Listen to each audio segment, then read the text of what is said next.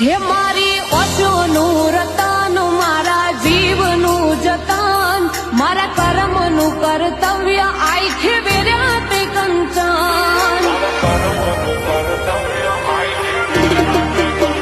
હું મારા અંતનો આરંભ, કાળી રાતનો કાગળ, મારી આશનું અજવાળું આજ લાયા તે આગળ.